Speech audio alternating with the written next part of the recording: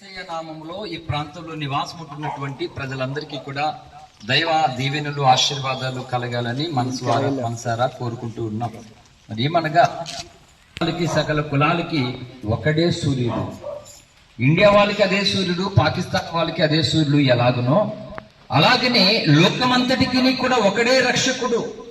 కులానికి ఒక దేవుడు, మతానికి ఒక దేవుడు లేడండి. దయతో ఆలోచన చేయండి.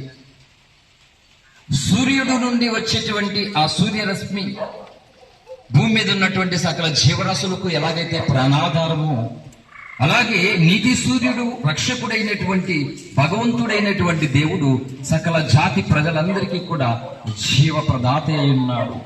కాబట్టి దేవునిని కులము పేరుటో మతం పేరుటో దూరము చేసుకోక దేవుణ్ణి మానవ హృదయంలో ప్రతిష్ఠించుకుంటున్నప్పుడు ఏ ఉద్దేశం కొరకైతే మానవుది.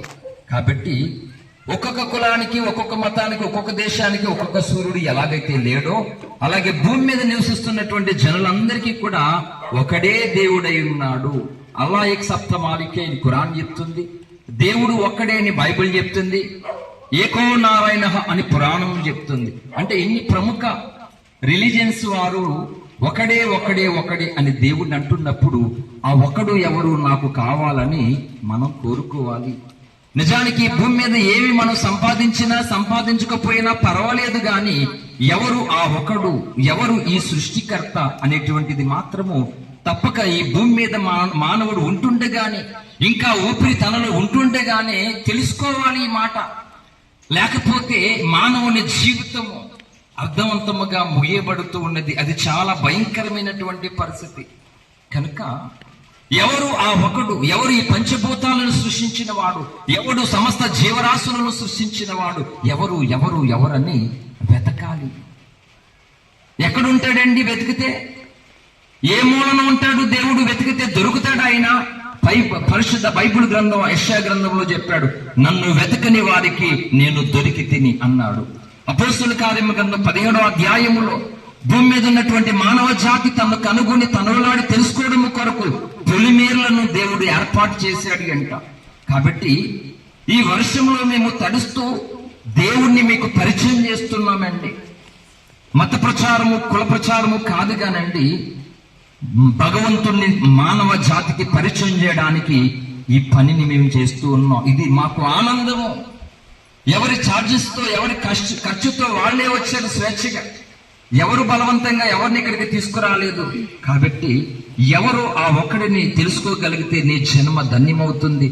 మానవునిగా పుట్టినందుకు నీ జన్మ ధన్యమవుతుంది. ప్రియ తల్లి, చెల్లి, సోదరి, సోదరుడా, ఆలోచన చేయండి.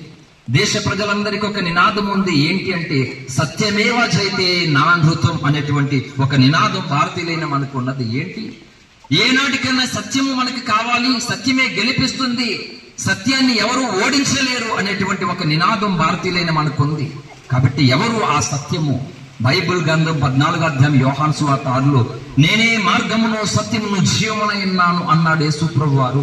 కాబట్టి దేశ ప్రజలందరూ ఆ సత్యలోకానికి చేరడానికి, ఆ నీతి సూర్యుడైన దేవుని తెలుసుకోవడానికి సకల జాతి మానవులకు ఈ భూమధ్య పురాణ యేసుక్రీస్తు ప్రభువారుగా ఈ భూమి మీదకి దేవుడు పుట్టాడు. కాబట్టి అందరికీ చెందిన వాడిగా, అందరినీ తనతో సమానంగా చేర్చుకోవడానికి ఆ దేవుడు పుట్టాడండి. కాబట్టి ఈ మాటను మనం విశ్వసించి ఈ ఒక్కడిని మనం అంగీకరిస్తే ఆ భగవంతుని ద్వారా ఆ మోక్ష లోకానికి మనం చేరుతాం.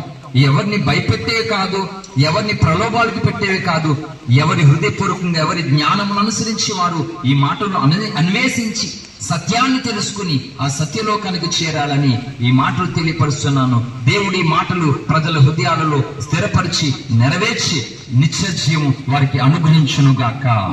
ఆమేన్, ఆమేన్. చిన్న ప్రార్థన చేస్తాను. ప్రభువా, పరిశుద్ధుడైన తండ్రి, నీకు వందనాలు.